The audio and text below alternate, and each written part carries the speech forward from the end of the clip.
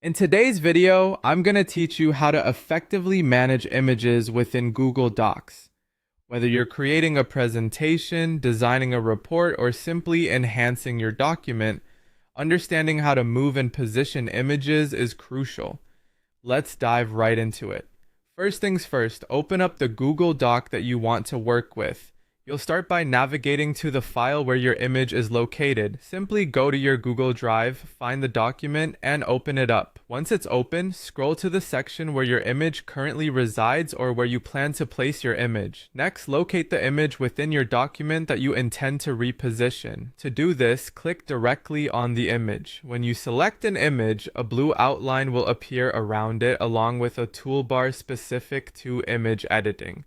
This clearly indicates that the image is ready for manipulation. Once you have the image selected, you're a click away from adjusting how it interacts with the surrounding text. Google Docs provides several options for wrapping text around your image. You'll find these options conveniently located in the toolbar that appears once the image is selected.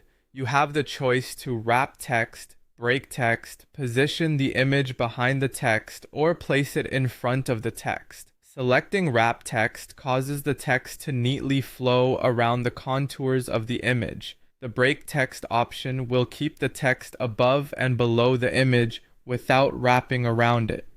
Choosing behind text allows the image to act as a background, while in front of text places the image on top of any text in the document.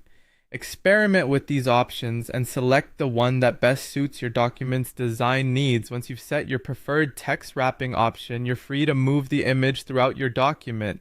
Click and drag the image to your desired position. You'll notice that as you move the image around, guiding lines may appear, helping you align the image with text or other objects. This makes it simple to center the image or position it exactly where you want it.